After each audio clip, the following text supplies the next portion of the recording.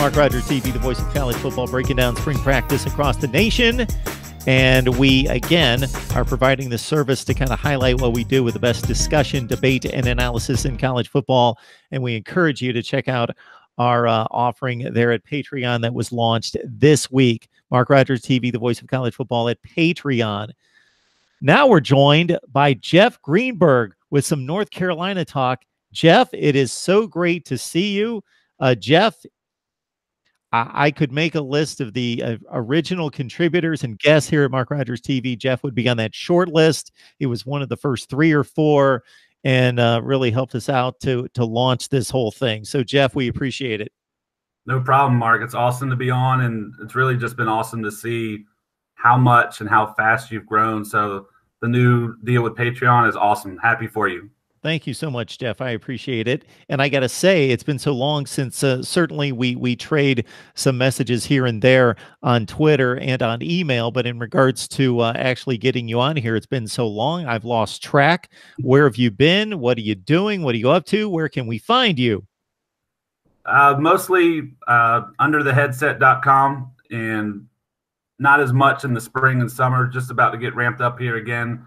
I tend, as you know, to sort of focus a lot on coaching and that world and things like that. With UNC, goheels.com, just the official UNC site, allows me to contribute with them. And so that's usually where you find me. So for those of you that are not aware, when Larry Fedora was the head coach at North Carolina, Jeff had an exclusive deal with Coach Fedora in which he interviewed him. I believe it was every Sunday night, correct? Yep, every Sunday night during the season. During the season, and would provide just an expertly written and crafted recap of their discussion and just some insightful stuff concerning obviously the X's and O's and the building of a football program and the running of a team, but also kind of how that played into Coach Fedora's life and his situation there in Chapel Hill. Now, man, it escapes me now where Larry Fedora went. I just saw this the other day and actually talked to somebody about it. Yeah, he is at Texas right now. Yes. He's going to be an offensive analyst for Coach Herman, and it's really a great situation for both parties. I mean, Coach Fedora is in that period in his career where he's able to do what he wants to do, not necessarily do what you have to do to get where you need to go. And Texas was a great fit for him personally and professionally, and I think for all the right reasons that Coach Herman wanted him there, it should be a great partnership. Jeff Greenberg joins us to talk North Carolina football from Under the Headset. Of course, we have to start with the re-entry of Mack Brown into the program. Of course, he guided this program to a number of outstanding seasons after a 1-10 start there in his first season in Chapel Hill, and had an outstanding top 10 team. I believe the year was 1997, his final year at North Carolina before he moved on to Texas. And now this can be viewed a couple different ways. From the critical side, okay, he's playing out the string. He's looking for one last coaching stint, one last paycheck, and he's not going to bring much energy or vitality to the program versus, hey, this is a guy that's done it. He knows the footprint. He knows what he's doing. He's a great bridge to the next up-and-coming head coach that we would like for long range planning. Your thoughts about the hiring of Mack Brown? Yeah, I think what Bubba Cunningham did, honestly, if a change was going to be made, I don't think he could have thought up of a better scenario than what he has. Like I said, if the change was going to be made, what Mack Brown brings to the table was going to be hard to beat with any other candidate, to be honest. And it's interesting because, you know, when you hear and you talk to people and they're thinking about, similar to what you just mentioned, is this a bridge to the next guy? Is this a kind of a placeholder? You know, what's a long-term career right now in coaching? I mean, the majority of the coaches in the NCAA football haven't been at their school for 5 years. And so 5 years is an eternity. And so thinking about what he's thinking he wants to do, what he's probably able to do, and I tell you what, from talking to him, what his energy level is right now, I think 5 years could be his minimum. And right now, I think the time he took out of coaching really almost gave him that chance to recharge his batteries. He didn't leave football. As we know, we watched him on ESPN every week, and he got to go around and meet with coach after coach at different programs, almost doing, another study on what's modern day football, what's going on. And I think he took all of that the last 5 years and added it into what he wants to do this time. And it's clear in everything he's doing, how he's setting things up. He had a clear idea. This wasn't sort of a, last minute sort of fall in decision. And it's going to be interesting to watch two things. One, obviously how he does, what he brings to the table. But two, it's really going to be interesting to see what happens when people underestimate maybe what he's capable of there this time around. Got Jeff Greenberg on the line talking North Carolina football. You can join Jeff on undertheheadset.com. Jeff, before we continue the look forward to the Mack Brown second era in Chapel Hill, I'm just curious to get your take on what happened at the end of Coach Fedora's stay in regards to seeing a team that challenged Clemson in the ACC championship game, played them within a score. Maybe if there would have been a different referee's call, they would have had a better chance at pulling off a monumental upset after going undefeated in ACC play at 8-0. So two consecutive really strong seasons with those monster receiving cores with Ryan Switzer and company, Elijah Hood at running back, and of course from oh my goodness, I'm forgetting the quarterback, Marquise Williams. Marquise Williams and then Mitch Trubisky. And then Mitch Trubisky, of course, that everyone remembers, but it was actually Williams that led them to the ACC Coastal Division Championship. What happened to that core? And in addition, we still saw Fedora recruiting in the top 25 to 30 in the nation, better than any other Coastal Division team, excluding Miami. And the wheels just came off the last 2 years. Yeah, I think people can get real complicated and add tons of opinions and a lot of outside noise. I think in modern day football right now, pro and college, it comes down to, do you have a quarterback or not? I think teams that have that quarterback can do everything else to build around. And even if the pieces aren't there, you can always get by with a good quarterback. I think what they ran into is you had Mitch Trubisky online to be there for 2 solid years. From the August of his junior year to that bowl game, he completely blew up. And he went from, great potential to this kid's going to be a first rounder. And when he left early, lo and behold, he was the number 2 pick in the draft. And I think what really hurt is not having that second year with him and having everything sort of prepped to have him for that second year. And so when you look at that, take a number 2 pick off your roster, and if the next guy up isn't necessarily ready to be that guy up, it made for tough sledding, to be honest. And you add a quarterback in the last 2 years. 2 years ago, if you have a quarterback, you get through a lot of games that you were winning in the fourth quarter that you let slip away. A good quarterback doesn't let them slip away for you. When you go to last year, they had 2 really good true freshman quarterbacks that came in and, one when the Virginia Tech game started lighting it up, end of the first half, blows his knee out. The next time around, they bring the next true freshman quarterback in, again, off to a great start. While he's running for a first down, leads the team down, throws an awesome touchdown, comes off the field, feels a little funny. His collarbone was broken halfway through the drive. So you really talk about being a little snake bit on that front. And again, this is another season. One of those 2 quarterbacks stays healthy, and they're not losing 8 or 9 games or winning 6 or 7, making it to a bowl game and doing that progression. And so I think the bottom line there was quarterback, and needing to have a guy that stayed healthy, stayed upright, that could lead them through 4 quarters and get the wins they needed to keep building back up from where they were in 2015. And at the end of the day, I think that's really what took them down.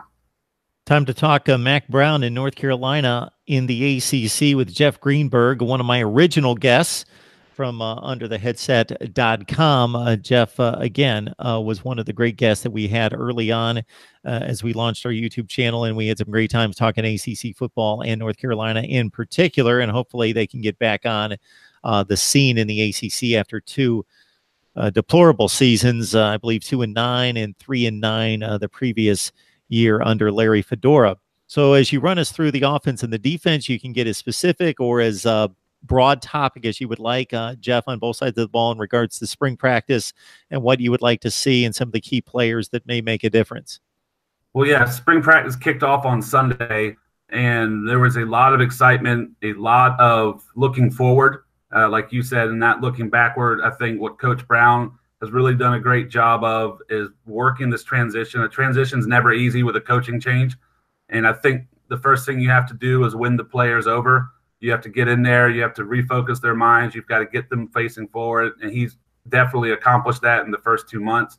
What you're looking for in the spring is two things. One is how do the new coaches and the players mesh? You know, every player there was brought in by a different staff, so there's got to be a trust and a respect built in. I think they're really succeeding at that right off the bat. The staff he brought in was intentional, and it's showing both with the players. It's really showing on the recruiting trail. You know, what's he good at? He's great at recruiting, and he's brought the guys in to, you know, support him in that. The results have been nothing but phenomenal. But you got to remember, and he made a point of saying this, that after the first day, what the first day showed him is he's a coach, and he's excited to be there. I think what you're looking at, though, beyond the coach-player dynamic, like you mentioned with position groups, I just mentioned it for what happened the last few years, is quarterback. They have three solid quarterbacks. They have a former Florida State commit who flipped signing day to come to UNC, and Sam Howell. He's a top 10 quarterback from this recent class. He came in January. He's been working hard. You've got the two quarterbacks I mentioned last year that were true freshmen, but neither played more than 4 games, so they're basically redshirt freshmen this year.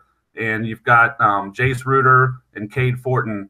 And I can tell you more than a few quarterback coaches have mentioned, the ones that knew Cade Fortin especially, he can be that next first-round draft pick out of UNC. The people that look at Sam Howell say he could be that next first-round draft pick quarterback out of UNC. And then when you look at Jace Ruder, you've got a guy that reminds me a lot of Marquise Williams, to be honest. He's a tremendous athlete, leader, competitor. He's going to outwork everybody in the locker room, or at least make them work as hard as he is. So he's a gamer. So they've got 3 guys they can look at, and I think all 3 have a chance to win that starting position, because one thing Mack Brown has talked about this spring is there is no first string, second string, third string. Everybody's got to earn what's going. So you get beyond quarterback and you start looking, they probably got their strongest running back room in the last few years. It's as deep as any position on the field. And what matters, though, with the running backs is offensive line. I think the starters that they're going to have at offensive line will be solid. Like any program that's not Alabama and not Clemson, depth is going to be what's important. So they've got to keep those guys up front healthy. But they're going to have, 4 starters back, plus everybody else that's trying to get in has played significant snaps, which is what you need on your offensive line. On the defense, that's where the question marks are going to be. They have lost a decent amount on the defensive front, and so you've got to replace those bodies. Again, I think the people that will start will be solid. It's all about what the depth's going to be behind them. They are switching to a different defense with Coach Bateman coming in, so it's going to be interesting to see how he adjusts. Linebacker is a position they've got to find bodies for. And so how they piece together who's going to play linebacker could be what determines how successful they are up front, because that front part of the schedule is not going to be easy for them. So I think those are the positions coming out of the spring that if a Carolina fan is really wondering what this first year under Mack Brown is going to look like, is who wins the quarterback job, who's going to be blocking for that dynamic running back room, and then which linebackers, what bodies are going to be in the linebacker position to lead that defense. Well, Jeff, I don't know if it's going to be successful. I don't know if it's going to be fun to watch. It's definitely going to be intriguing. It similar to, for the obvious reason of the comparison of successful former head coaches, when you look at Les Miles at Kansas and Mack Brown at North Carolina, in regards to seeing whether they can resurrect those programs. For North Carolina, obviously, there's been much more success on the field on a regular basis throughout the decades than at Kansas, which has been an abyss, excluding a couple of rare teams, the most notable one in 2007 that won the Orange Bowl. But just to see if Mack Brown still has it, and by all indications, he closed well in recruiting. and his team is ready to roll. And obviously, he brings instant credibility to that locker room and probably demands some respect for what they're trying to accomplish there at North Carolina. Yeah, I mean, I'm trying to think and rack my brain. I don't think there is another college football coach in the country right now that's in the Hall of Fame. And so it's an interesting thing to think about when you're on the recruiting trail and you're talking to mom and dad about who you might want to come play for, and there's a Hall of Fame coach sitting in front of you talking about where he's been, showing you all the rings, showing you what he's done to support his players after they get out of college. If you actually look at his staff and you look at the athletic administration at UNC right now, a lot of the people that you see played for him. And so when you're talking to recruits and you're talking about, not just that 4-year decision, but what's this 40-year decision really look like, he's nailing it right now. And that first practice, like I mentioned to you on Sunday, you look around and there were 4-star recruits there. There was a 5-star recruit there. That's not a typical word you hear at UNC is 5-star. They had plenty of 4-stars, but as you know, just nationwide, there's only so many 5-stars, period. And again, if you're not Clemson, if you're not Alabama, if you're not Ohio State, most of the time you don't get to sniff a 5-star. And he already has guys coming around the program. This weekend, I'm interested to see what that list looks like, because with the Duke UNC football game or basketball game to sell, he's got an enormous amount of juniors coming in, and you're going to see highly ranked guys in bulk, not just 1 or 2 or 3, but a lot of guys in bulk. And if he can steady the ship the way he wants to this first season, he's going to be bringing in the people that you need to take that next step. And it's just going to be interesting to watch how that unfolds, because the recruiting's great, the hype is great, the excitement's great. Obviously, what everybody really wants to see is what happens on the field. And right now, it sounds, looks, and feels like he's doing all the right things. And you can see it in the players' eyes. You can see it in the coach's eyes. You can just kind of feel that vibe that he has definitely brought an energy that's going to be fun to watch, at least. Hey, Jeff, if we go to under the headset, what are we going to find there? Well, right now you'll find, again, articles with different coaches. You'll find more content as the spring and summer goes on. And I get to catch up with coaches now that once they finish their spring ball, and they have a little more time than they do during the season. And just you'll get a lot of one-on-ones that you might not get. Like Mark had mentioned, you mentioned earlier about with Coach Fedora, you'll get the X's and O's, but you'll get a lot of the, what's going on in the mind of a coach, what's going on. Even sometimes in the articles, you'll see what the family of a coach goes through. And there's a wide variety of people that will be on there. There's some more coming, as this year will progress, that, anywhere from Kansas to Oklahoma to Mississippi State to Maryland, all sorts of different schools that will chime in. And it's just, a different look than you may not get, similar to MarkRogersTV. It's not necessarily what you might see on ESPN. It's a different take. It's a real take. It's a, really current event without an agenda-driven purpose behind it. It's just open and there for the fans that just like to see what they normally don't see. There you go. And if you join Jeff on Twitter, it's let's see if I can still remember this. Jeff G. Berg, at Jeff G. Berg, correct? Correct. Absolutely. All right. Man, the memory's not failing me tonight. It's there. Very good, Jeff. We appreciate you stopping by. You know that you're welcome anytime, even if the invite's not there. I'm sending them out to like 150 people, but you know that you can contact me anytime and join us to talk North Carolina football or anything you'd like. Absolutely. And like I said, it'll be interesting to watch as this unfolds moving forward. It is going to be one of the big stories of the year, and I'm just excited to see exactly how it unfolds, because if you're a fan of football, good stories are good stories. Thanks so much, Jeff. I appreciate it. You have a great night. You too, Mark. Good luck. Thank you. Jeff Greenberg from Under the Headset, one of the fine writers in college football. So please join his work right there, especially as we get close to the 2019 season. This is Mark Rogers TV, voice of college football. I don't know if anybody else is going to come on the line. Let's count them up. We have heard from Kentucky, Virginia Tech, Florida, Ole Miss, Ohio State, Texas, Auburn, Alabama, Arizona, Oklahoma State,